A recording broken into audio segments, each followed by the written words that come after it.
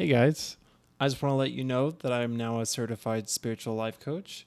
If you resonate with the topics and lessons that my guests and I discuss on my podcast, and you feel that you could use some empowerment and direction in your journey of becoming who you truly are, consider booking a free discovery call with me on my website at kindlemccullough.com. And now on to the episode.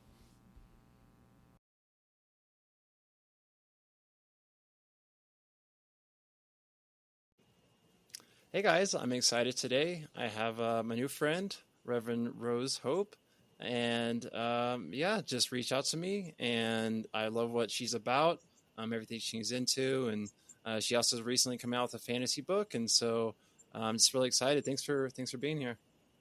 I'm so happy to be here, Kendall. Thank you so much for your interest in what I've got going on. I really appreciate it. Yeah. So you've done a lot of study. You've been through a lot in your life, and you just want to introduce yourself to the audience? Well, hello, everyone. I'm so happy to be here. My name is Reverend Rose Hope. I actually have a degree in metaphysics. And so I am a Reverend of Metaphysics, which means that it's non-denominational. I have the privilege of supporting people no matter where they're at in their spiritual journey. So my focus is really about how do we connect with our true essence? How do we remember who we are? How do we come back home to ourselves and really walk that path alongside our soul? And that was something I resisted most of my life, being a people pleaser, overachiever. So I did a lot of escaping from that part of myself. And I got to say, it was the greatest gift I gave myself, is going inward and doing that inner work. Yeah, that's great. Yeah, so I see that you've had a couple of near-death experiences growing up. How did how did that happen, and how did you get into your spiritual journey where you're at now? You know, my first near death happened when I was just 5. So I was eating one of those round jawbreaker candies. Do you remember those big round hard candies they used to Yeah, have? yeah. And so I'm walking around my house and my dad says, "Go sit down before you choke." And I went to go sit down, took a breath, and sure enough, I choked. And so my dad came and wrapped his arms around me, started doing abdominal thrusts or the Heimlich maneuver. I remember in my 5-year-old body thinking my head was going to pop off. Like, that's the thought. Like, it wasn't like, oh my God, I'm going to die. It was like my head's going to pop off because the pressure was so intense. But my dad could not get that object out. And so I went limp in his arms and I had an out of body experience. So I remember hovering above my body, watching my dad struggling below. I remember my mom running to the phone, my sister peeking around the corner, and I felt total peace. Kendall, I felt like I was being held in the arms of God or divine or creator, whatever you call that. And so for me, it was a very beautiful experience. But in my 5-year-old mind, I had no idea what was going on. I just knew that I was floating and watching the scene below. My dad did something you're not supposed to do. He used his thumb, by the way. He pushed against my throat, got enough leverage, and was able to pry that out and got me breathing again. And so after a few days, you know, all the blood vessels that had broken in my face had started to go back to normal, but something inside of me had shifted. And, you know, I started to have really lucid dreams, nightmares, in fact, to the point where I would be awake and still be experiencing terror. And that was really tough. The other thing that started to happen is I started to become precognitive. I started to know when things were going to happen or when things had happened.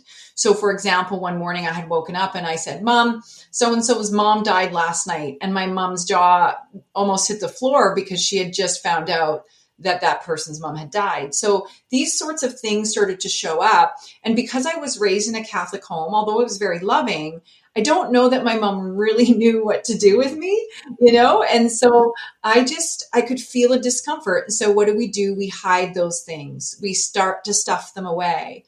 And so I got really good at stuffing away these beautiful gifts that I really felt were like curses, you know, these very lucid dreams that I was having. One beautiful thing my mom did teach me was prayer. And that really helped me to overcome those dreams. And I learned I had power in my dreams. So if I started to pray inside of my dreams, whether it was the Lord's Prayer or a Hail Mary or whatever it was, it was like everything bad would vanish. So I started to see that I had power, but I kept it within my own self. Now, fast forward to my first career, I was an EMT and firefighter. I loved that profession. I wanted to save lives like my dad had saved mine. But in that profession, not only was it very difficult on me emotionally, but I also felt spirits coming home. And so here I now am thinking I'm losing my marbles. Okay. I have a science background, right? Health science background. And now all of a sudden I'm feeling these spirits coming home with me and I'm thinking I'm losing it. Like I can't stay in this profession. So I ended up actually teaching in health sciences. I had a really successful career teaching. I loved teaching. That was like ultimately what I was destined to do. And so, had a great experience in the teaching field. However, during that time, I had my second near death. So now I'm 26 years old. I'm the overachiever people pleaser, like I talked about earlier, working hard, working on degrees, getting a health administration degree and all these diplomas and all this education, because there was a big part of me, when you have a near death, you really want to prove to God or source that they made the right decision in letting you stay. And so I felt like I had to prove my worth to the world. And so I got so caught up in that. And so I was playing in this space and my second near death happens. Now, my second near death was very different. It wasn't a traumatic experience per se. I was recovering from knee surgery. So I also had a knee injury from a skiing accident years before. And I had complete reconstruction on my left ligament of my knee. And so I was recovering at home. And this was many years ago. So the surgeries were much more invasive at that time. And the recovery was a bit tough. But I was hobbling on crutches to get from one place to another. And all of a sudden, everything went black. And the next thing I knew, I was transported to what I can only describe, Kendall, as heaven. I was in a complete state of euphoria. I was wrapped in so much love, and I get goosebumps every time I talk about it because it invokes that memory of how beautiful and loving and tender that was for me. And in that feeling, all of a sudden, I started to see these beautiful orbs of light come. And so these giant orbs of light showed up around me, the brightest colors that you can ever imagine. And I knew that they were angels. I had a knowing. There was no doubt in my mind. I knew so clearly in that moment. And these orbs just surrounded me. And I started to communicate with them. I said, I'm staying here. This is amazing. This is so great. Like, this is what I've been waiting for. Like, oh my God, I'm so here. And within a few seconds, they didn't use language, but I could hear them in my mind, if that makes sense. It was like they communicated telepathically or in some frequency is what it felt like to me. But I understood very clearly. They said something to the effect of, sorry, but your work is not done. You have to go back. You still have work to do. And so they spoke that. And before I knew it, I woke up and my brother-in-law had caught me because I had completely gone unresponsive. And thankfully, my brother-in-law was helping to tend to my healing, and he caught me and he just was staring at me wide-eyed. And I didn't know how to put into words what had just happened to me. Again, remember, I came from a very science background. And so, I'd stuffed away that intuition of mine so deeply. I'd forgotten really who I was. And so I was so afraid to share that story. I thought, oh my God, he's going to think I'm nuts. But in the days following, I felt so compelled. Like I just needed to share this experience. Like I could not hold it in. So I'm telling a girlfriend in the kitchen a few days after, still in recovery, but I'm telling her about this experience. And my brother-in-law, who lived with me at the time, who was the one that caught me, overheard the conversation. And he came running in and he slammed his hand on the counter and he said, I knew it. I felt them and heard them too. Wow. So he also had a spiritual experience because when I went down, he was checking for breathing, checking for a pulse, couldn't find any of that. Like I was gone. And so he was about to call 911 because he didn't know what to do in terms of CPR or what have you. So he was kind of panicking. And then he too said he experienced energies coming into this room. And he heard them say, she's going to be fine, just wait. And within a few seconds of him getting that message, he said, I opened my eyes with a smile on my face. Isn't that beautiful? Yeah. So it was such a powerful validation for me. And I knew that that was my sign that this is time now for me to speak this truth and to share this message. And so, I had started writing a little bit, but that's really when I had started to lean in more, like, there's a story here. Like, I got to start sharing this. And, a lot of people say, well, you had that second near death. Now you've got it figured out. It took me quite a number of years still, because the thing about near death is that, like, you want to go back to that heavenly place. So what I was doing is I was looking for that heaven in everything outside of myself, Kendall. So I'm like, okay, I'll be happy when I get married and meet the love of my life. I'll be happy when I have the kids. I'll be happy when I become a millionaire. I'll be happy when I have the success. So I played the I'll be happy when game. And by the way, folks, it's a losing game. But I played that game and I found myself feeling more and more miserable. And by the time I had my, millionaire family, I had my daughter, I had my son, I had this, beautiful lifestyle. And I was miserable. I was so miserable and so unhappy. And then I felt guilty and shameful because I had all the things that everyone could possibly want. And yet I was not happy. And I thought, what's wrong with me? What's wrong with me? So I sat in guilt and shame. And it was about 6 months after I had my son. I also didn't realize I was in postpartum. But I got to a point where I had decided that me leaving would be the best thing for everyone. That's how much despair I was in. And so in contemplating my death, I prayed, as my mom had taught me when I was young. And so I said a prayer. I said, okay, God, this is the only way that I can find myself out of this. And this is the path. So unless that's not the path, like, you need to show me the other path, because I don't see it. And the most beautiful thing happened. I had a visitor who I believe was an angel. And I was shown a vision of everything that I needed to do. So I came out of this, like, really dark night of the soul experience, and I was shown the light, the path.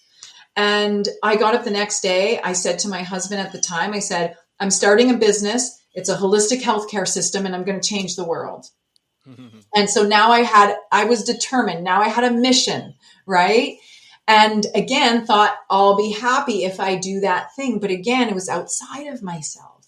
So I ran myself ragged. I ran that business for 7 years, sacrificing time with my kids, my own health, and everything. I wasn't in integrity or alignment because I just wanted it to be successful.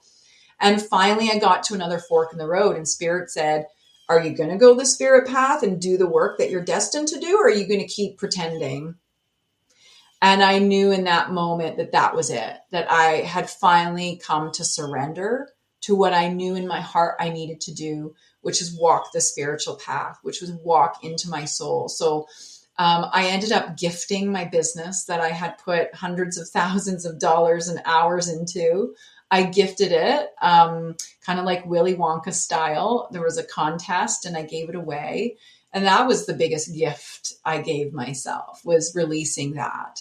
And once I did that, it was just like, oh my God, my soul was just like, this is it. Like, now you understand. And people didn't get it. People thought I was crazy. They're like, what are you doing giving a business away that, like, you put like almost $1 million into in all of this time? Like, what are you thinking? And it was very clear to me. I knew I had to do that. So it was actually an easy decision for me, regardless of what people thought. And like I said, it was the biggest gift I ever gave myself, because it opened up this beautiful path and this opportunity for me to really come to terms with who I was and to honor who I was in a totally different way that I had never done before. And so I just started to like grab at any learning, any opportunity, right, to explore my soul. And I know you recently had an episode on Akashic Records. So that was actually my catalyzer. I took the Akashic Records and I was like blown away. Like, I went in as a skeptic and I was like, you can't do this stuff. Oh, yes, you can. And we're all capable of it, by the way, all of us. And that the floodgates opened after that. And then I worked towards the metaphysic degree and continue to work on my PhD. So, it's a beautiful path.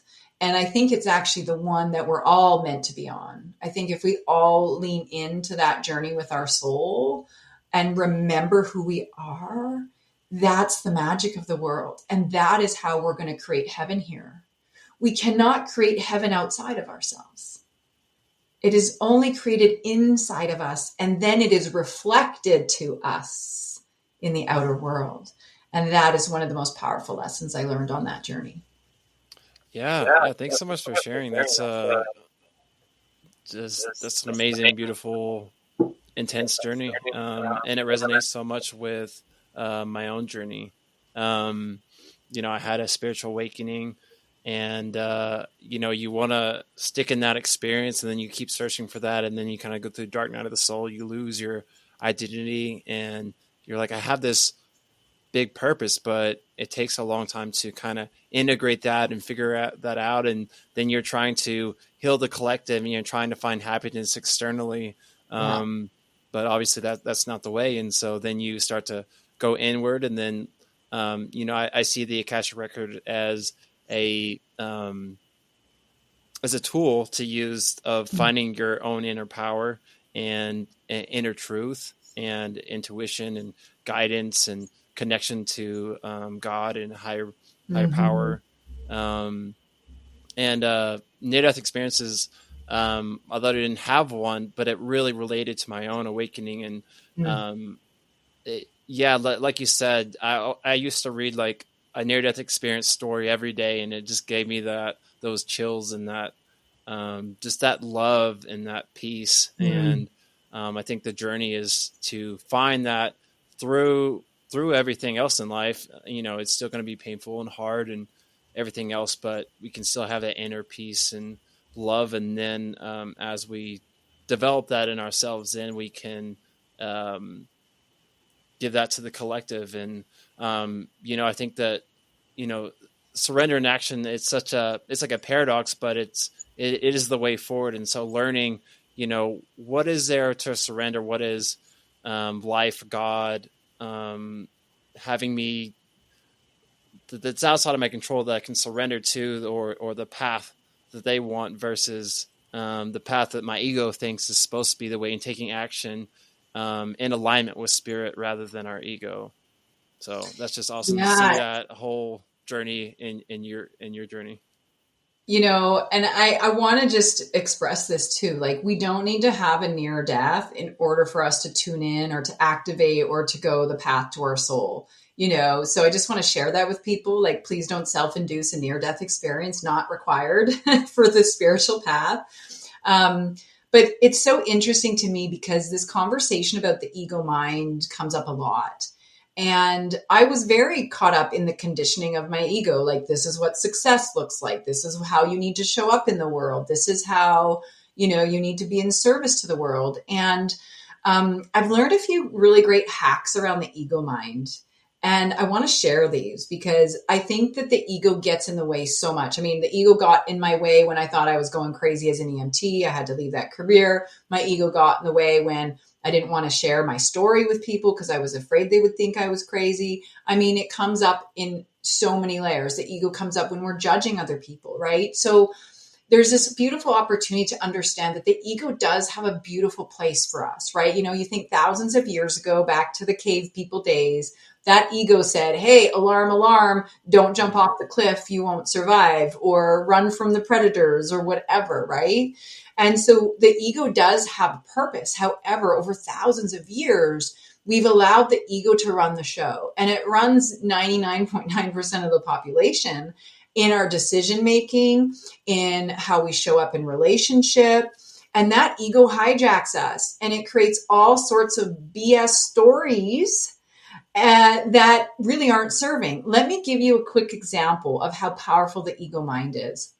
I was writing a final exam of a final class for my degree in health administration. And I had worked through it while raising kids. So this was like 8-10 years in the making, right through my 20s. And so it had been a long time coming, but here I am at the finish line.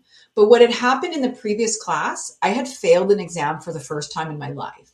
And that failing really hit me hard. I rewrote it and I passed it successfully. But now I have test anxiety. So here I am writing this final exam of this final class. I'm at the finish line. And my ego is chattering away. It's saying, you don't know the answers to the question. You're failing. You can't do this. You're going to have to do a rewrite again. Like, it was so strong. By the time I finished that exam, I was so emotional. I ran to my car. I bawled my eyes out. I raced home, emailed my professor, and I was like, I know I failed. Can you tell me where I was unsuccessful? I just had such bad test anxiety, and I just want to know where I need to study for the rewrite. And she emails me back, and she says, I don't know whose test you think you wrote, but you got 87%. So this is one of those examples of how powerful that ego mind is. It hijacks us. And then we fall into the story of it when it's not necessarily even true. And then we suffer as a result. So my invitation is to actually befriend the ego. And what does that look like? Well, it means that I have conversations with myself. I have conversations with my own ego, because being the witness and the observer in that is one of the most powerful things you can do. You are not your thoughts. And your thoughts don't have to control you. You can actually control your thinking. You can actually control your ability to receive from divine when you get the ego mind to step aside. So one of the simplest tools that I have is to say, thanks, ego mind, but I've got this. So when ego comes in and it says, oh, who are you to go and talk on this podcast? I say, thanks, ego mind, but I've got this. And that ego mind slowly but surely starts to know that there's boundaries, and it gets quieter and quieter. My ego does not come up near as much as it used to. Now, if you want to take that a step further, and this is kind of fun, I encourage you to give your ego mind a name, because it helps you to discern the difference between your ego self and your high self. So in the study of metaphysics, we've got the ego mind, which is called the false self. And we've got the higher self, or the true self, the God mind, if you will. So we have these aspects within us. And oftentimes people are like, I don't know what's saying what and what's the right thing to do. And we get stuck in there, right? So if we give those parts of ourselves a name, so, the ego mind can have one name, the higher self another name. Now all of a sudden we've got this observer witness kind of control. And now we can start to really play in that space and decide more consciously what it is that we want, how we're responding to the world. So one of my clients the other day, she shared her ego mind name, and I just thought it was so funny. She called hers Ivana Gripe a Lot. That's perfect. I want to gripe a lot. So I thought that was cute. I've named mine Jane. I gave her a name that I actually liked because I wanted to be a friend with my ego. I didn't want my ego to feel like it was like a negative part of me. I wanted to honor it, but I also wanted to separate myself from that. And then my higher self, her name's Rose Hope. So the author of my books, my speaking is all under Rose Hope.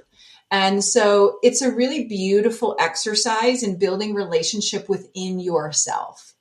And when we do that, we start to recognize like how multidimensional we really are. And we start to tune into our inner technology. We have incredible inner technology that we have forgotten. Our intuition, our telepathic abilities. I mean, the list goes on. It's so far and wide. It's infinite in what is possible. Yet we've been conditioned to believe that many of these things aren't possible, or that only special people can access this. But the reality is we all have access to these beautiful gifts. If we want to lean in, they're there for us. Yeah, that's beautiful. Yeah, that's beautiful. I think that we have these inner abilities, and we've been conditioned, and so much of the ego is a conditioning of external. They say that I'm supposed to be this, or I'm supposed to think this, and this is within bounds, this was outside of bounds. And so the journey is to find that inner power, and we do have these amazing abilities that as we discover ourselves, and I think parts work is another way of talking about what you're talking about, this different parts of ourselves and what are they trying to say, and not demonizing them, seeing them as evil or bad, but having a relationship so that we can come into harmony with ourselves and kind of realign with, the ego is still important, is still helpful, but it shouldn't lead us. And so how can we have the ego as the servant of the spirit, but also have them all working together rather than trying to stuff the ego down, and it's still going to be there, it's still going to affect us. And so better to have that in our conscious mind and work with it rather than it be a war inside of ourselves. Exactly. The ego works for you, right? And many of us have forgotten that. One of the greatest gifts we have from divine is the power of free will. And yet many of us don't feel like we have the free will to choose. If we even look back over COVID, some people didn't feel like they had the free will to choose, right? And so, it's about coming back to our own remembrance and the truth of who we are. And I invite people to ask that question, like, what do I really believe? And like feel into that, rather than just like, oh yeah, that's right, because majority of the people say that, right? But what do you really believe to be true? Because it's so easy to get wrapped in that. You mentioned something else there that I really want to bring to the service of like, we're not trying to demonize the ego. And the same thing goes for what we perceive as low vibration energy. We're also not trying to push away grief and hate and shame and guilt and all of those things. God is in everything.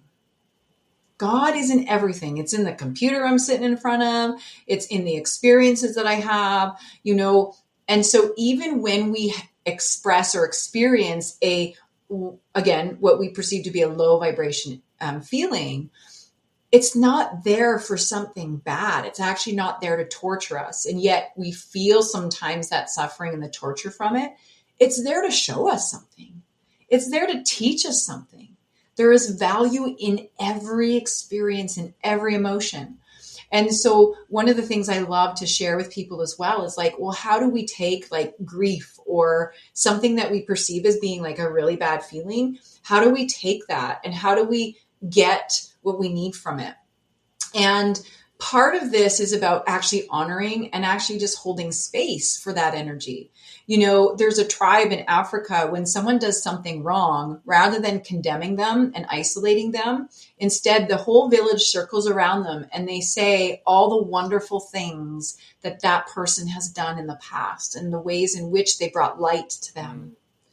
And that's exactly what I encourage people to do when you're feeling, let's just use grief as an example, because I went through a lot of grief this summer. I had some deaths that I hadn't dealt with and processed this summer. And so I ended up very sick with pneumonia, almost to the point where I thought I was also going to die. Like I got very sick, but I hadn't processed the death I had experienced. So I had to work with the grief. And so when the grief was coming up and every day was like daily crying, I purged a lot in that time. And I remember just being so frustrated, like, why is this happening? But, in that experience, I gained so much. And so one of my techniques is to actually hold your hands like you're holding that grief, like it's a cute little bunny or a bird or something. And I look at that grief and I say, oh, hi, grief. Like usually I'm bawling, right? Hi, grief, and I know that you're here for a reason. I know that you're teaching me something. I know you're helping me. I know that you're here for a reason. And doing that, what happens with that energy, that grief says, oh my gosh, she sees me. She hears me. I'm seen and heard. And already that grief starts to transform. It's not so dense anymore. It's not so heavy anymore. And in that process, it starts to educate me. It starts to say, well, you had about 10 deaths when you were in high school. You never dealt with those. Oh, okay. What else is there? Oh, you're grieving the loss of the way you thought it was. Oh, or should be, or whatever. Oh, you were attached to an outcome. Oh, okay. I was attached to an outcome and now I'm grieving because I was attached to an outcome. And if I just am not attached to an outcome, then I won't have so much grief in my life. So all of these layers started to show up for me. And I was reminded of how I want to show up in the world. I was reminded of the depth of compassion I have for others who've experienced loss because of my experience. So I got all of this beautiful information. And before I knew it, I was healed. And so it's such a beautiful opportunity for us to witness the value in every experience, in every emotion that comes to the surface. It's coming up to share something. It's coming up because it wants to be seen and heard by us. And if we honor it, I'm not saying like go down like grief, go down the rabbit hole. I'm saying take a moment, take just a moment, and you'll watch the magic unfold. Right, right. Yes, that's a great realization that, even negative emotions have things to teach us. They're messages. I was thinking about shame and realizing, even shame is that you have a conscience. You care about other people. You care about, trying to help and heal and be loving. And of course, there's ways to alchemize that and not get stuck in that. And but it is a step in the journey. It's better than not caring at all about how you're treating Right? people. So Yeah. that helped me even appreciate shame, which is, pretty low on the levels of consciousness, but it Yeah. Isn't still that like serves its purpose. almost on the bottom, I Yeah. think, shame? Uh-huh. Yeah. Yeah. Um, yeah. And Yeah. then I think too,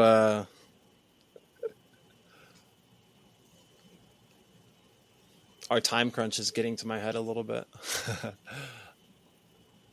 And then, oh yes, I know what I was going to say. Okay. And then also, I love how you talk about seeing grief, the holding it in your arms and witnessing it. I think of it as just realizing that grief is something we're feeling, but it's not our whole identity. And so that allows us not to be afraid or stuff it down, and realizing that we can observe it and feel through it, but not get lost in it and get Hmm. stuck in this, bitterness or Or the pity party. self pity. Yeah. Yeah. But it's feeling through it so that it can be processed so that we can continue moving forward. And Yeah. like you said, even negative experiences have a lot to teach us in helping us understand ourselves and understand other people better and have empathy. And so when other people go through the same type of emotions or experiences, we know how to meet them and how to understand them better. Yes, indeed. I get it. I mean, I spent a lot of time in pity party mode. And I spent a lot of time shoving away all of those emotions and feelings like, oh, I got stuff to do. I remember, well, and this was kind of a chronic response. Like every time that I learned about someone dying, I would throw myself into work. I remember Mm. getting the call for a dear friend and a soulmate of mine who passed tragically, and I just said, "Oh, okay," and then I went to work. I didn't process it at all, and I was really good at avoiding. Right. And so I've learned the power in really leaning in and facing those emotions and allowing them to be faced at the time in which they come up instead of letting it build and build and build until there's this explosion and now we're really Mm. in it. Mm-hmm. But it's definitely a process and it's a practice. I still have to work at that. I still have to think about that when I'm feeling a certain way. Okay, what's this about? Don't bury my head in work or distract myself, because it's easy to do. We live in a world that is so full of distraction and addiction. And what that's doing is it's separating us from our truth. Yeah, absolutely. It's been the same journey for me to feel my feelings, and as they come up, try to meet them where they're at. But I also learned too that it's okay sometimes to take breaks. We need breaks from even feeling through that, and So true. sometimes we can use other things like music or shows or Mhm. reading or whatever to help us feel those feelings in a kind of a medium to help us feel that. And yeah, it's just supportive, I guess. Yeah, and I think we also what happens sometimes is we go on the other side of the pendulum where it's like we're Right. always fixing. I've done Mm-hmm. that too, where it's like, oh yeah, I'm going to dive in, and then I get like almost hyper fixated on the healing, like oh, like some drama happens, and it's like, okay, what do I need to do to fix myself? Is this about me? And then we get kind of wrapped in that. It's like maybe it's not all about me. Maybe, maybe this is just for somebody else to learn in the experience. Cause I find myself kind of in that overcorrecting, and like that can also be unhealthy, right? It's like everything in moderation really is what it comes down to, is like, be conscious about your decisions, everything in moderation. And so that's part of what I practice now too. Yeah, awesome. Well, this has been a lot of good stuff. Do you want to talk about your fantasy book? I love fantasy, and I love Oh, the truths we can get from fantasy. this is such a special book to me. This actually, like I said, I started writing when I was like about 25-ish, going through a bit of a quarter life crisis, I would call it. And I really didn't know what I was putting to paper at the time. I was just kind of putting out my emotions and my feelings and my story. So as I started to put this together in the last couple of years, I really felt this strong encouragement. And I want to share, like, spirit doesn't like force us to do anything, but it will draw us. There's a difference between being driven and being drawn. I was driven my whole life, and now I spend my time being drawn. And so letting spirit kind of pull me and lead me. And so I kind of got the call the last couple of years that like this book needs to come to completion. And as I started kind of working on that, I was like, this might be my story, but it's not meant to be written as my story. And so that was really clear. And then I thought, well, I don't know how to write a fiction novel. I have no training in this. Like, there's no way. And it's so beautiful because a student of mine, she took my Akashic Intuitive class, and I just loved her. And she used to be a writer, but she had quit writing. She had retired from writing. And so I reached out to her and I say, I know you're not doing any writing anymore, but like, is this something that you would look at least? So she said, well, I'll have a look. So she reads it and she's like, oh my God, I need to help you with this story. Like, it is brilliant. And I'm coming out of retirement for this project. So it was beautiful for her too, because she was like, working through her own path and what she was meant to do. So I feel like we were just divinely led to each other. And the way she explained it, she said, okay, you built this beautiful piece of furniture. She said, now I'm going to paint it. And she did more than paint it.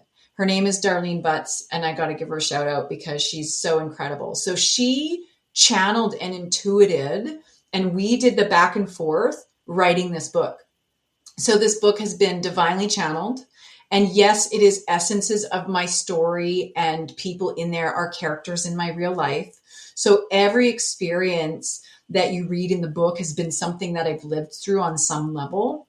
And it follows the story of this beautiful girl named Celeste. She has some near-death experiences. She ends up going into the angel realm, but staying there.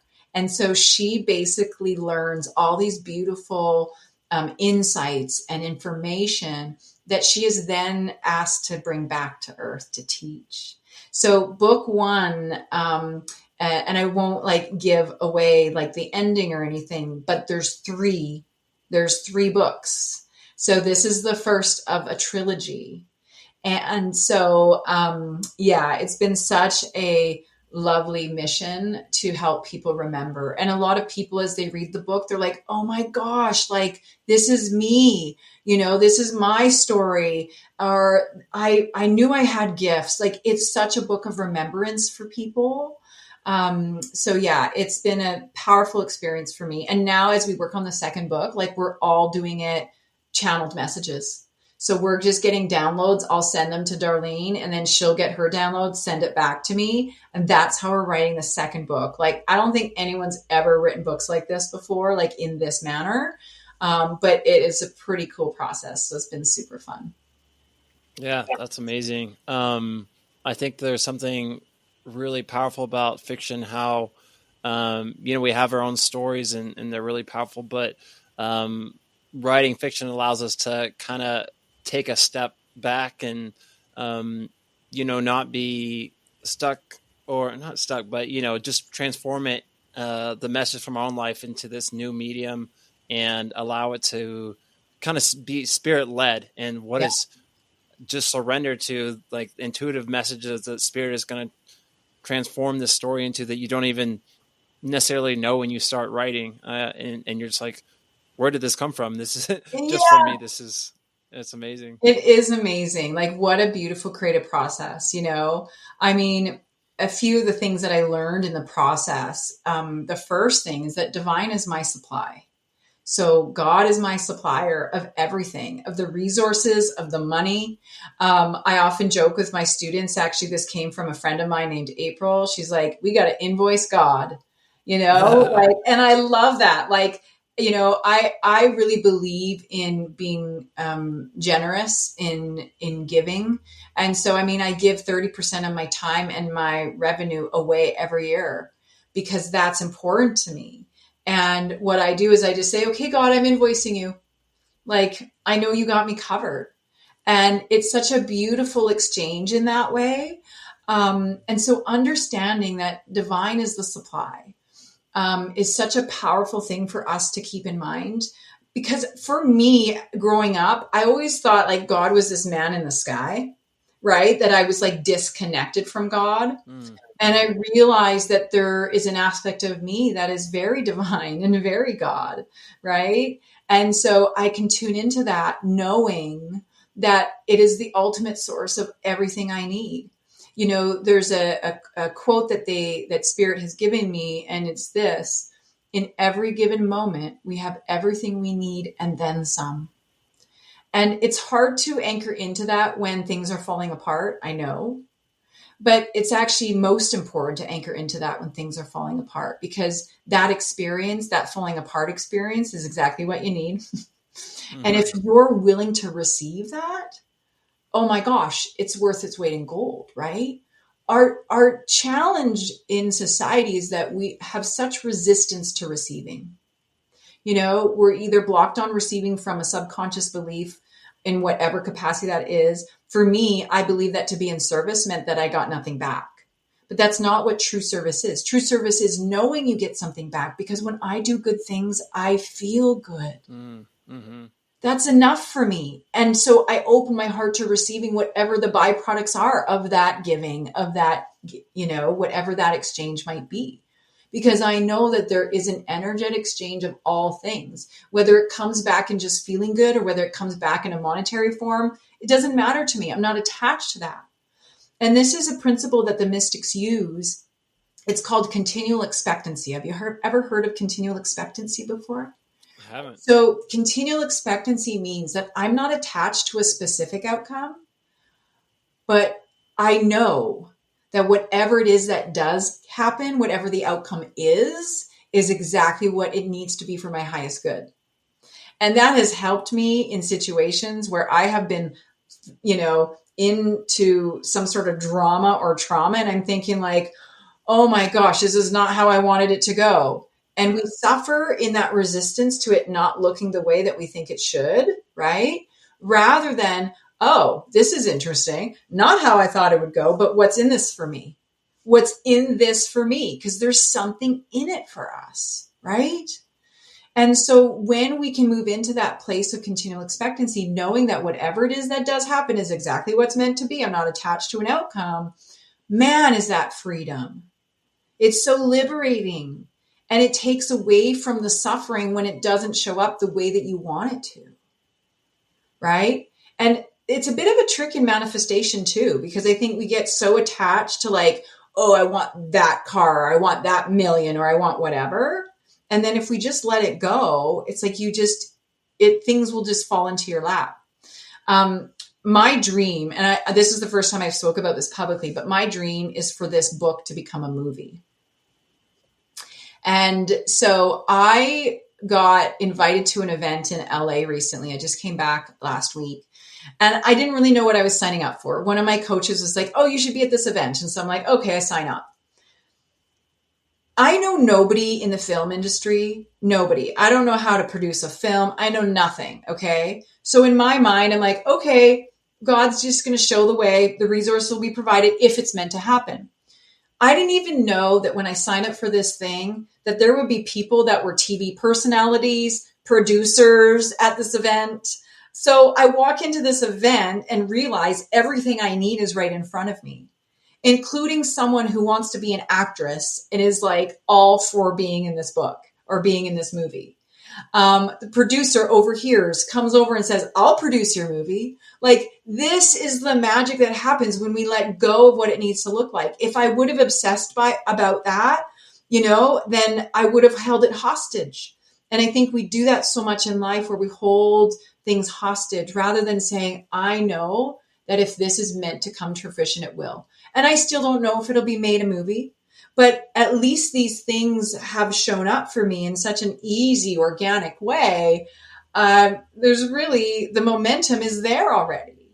And so I can just trust that if it's meant to be, that it's going to happen, and it's going to happen at the right time, in the right way, for the benefit of all of us. And in doing so, I won't be disappointed by anything that happens, right? It will be what it will be. And again, I know sometimes that's hard to come to, especially when things aren't going well, you know, but it's a really good reminder for us. And if we can keep leaning back into that idea of continual expectancy, oh, there's something so potent in that manifestation piece that shows up for us in that too. Yeah, absolutely. That's so beautiful. I love those synchronicities. Yeah, I think it goes back to that ditch in manifestation, wanting uh, these certain physical expectations, these results to happen. But then we lose what the inner, what it's teaching us, and what we want inwardly. And it's really about that. And you know, our ego thinks that this certain external event is what's going to get us the internal um, feelings or results, but it Yeah. could be something else. And so, you know, God knows best.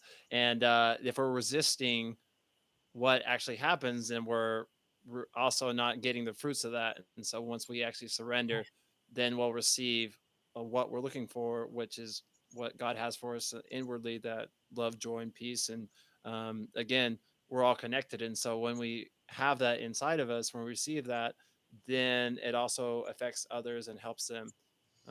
So yeah. Yeah, you nailed it, Kendall. I mean, that was beautifully put. And I love this idea that, like, the more that we come into our light, our truth, the more other people will awaken. Because when we stand in our truth, we give permission for others to do the same. We might not know we're giving permission, but we are. We're saying, hey, if I can do it, you can do it too. Welcome, come and join me, you know? And then we start to attract even more of that just naturally. I don't have to do anything other than walk the path with my soul every day. And in doing that, other people just feel that pull, or they feel that magnet naturally, you know? And so it's a beautiful space to be in once we realize that we are these incredible magnets. One of the mentors that I met recently in LA, she has a saying, and she says, a happy heart is a magnet for miracles. Isn't that Mm, lovely? mm-hmm. And so I just think that's just a wonderful reminder for us that when we're leaning into that, when we're doing that inner work, that we just magnetize the opportunities. We don't have to go out looking and hunting and trying so hard, because boy, oh boy, did I try hard in my life, right? Mm-hmm. Instead, we just, like you said, surrender and allow for the magic to just unfold, because this place is pretty darn magical. Yeah, yeah, right. I see it. I see miracles as actually the true state of reality, and when we can align with that, then we allow for the world, the kingdom of heaven, to come on earth, to it Yeah. become more true reality. Yes, it's so true. And I think we're going to do it, Kendall. We're creating heaven right now. And heaven can only be found in the present moment. And like I said earlier, it's not found outside of ourselves. We got to create that heavenly space within us. And as we do that, more and more people will be able to do the same. And there, all of a sudden, we will have that heaven on earth. It's here. We just are so clouded Mm-hmm. by all the conditioning and all of the stuff that we're seeing. We get lost in that. And really, it's already here for us. And our job is to tune into that frequency and help others to tune into that frequency. And kudos to you for, tuning into that frequency, Kendall, because you're creating it for other people. Yeah, thank you so much. Same to you. And yeah, I think we have to use our free will to choose to perceive that, to choose to feel into that, and that doesn't mean that we bypass the negative and what's going wrong. It's we alchemize that and Yeah, learn to transform that. that's it. You've got it. Yeah, well, thank you so much for coming on. It's been really amazing. I know we could probably talk for another hour or two. There's I know. so Oh, much there's so gems. much here, but I've loved what the conversation that we have had. That's for sure. Yeah. Yeah, definitely. And I'll make sure that I put your website and your book link and everything in the bio for the audience to go and find that. Oh, that'd be amazing. The book is on Amazon, so if you feel drawn to read it, it's there for all. Thank you so much for having me, Kendall. And thank you for coming on. Really enjoyed it.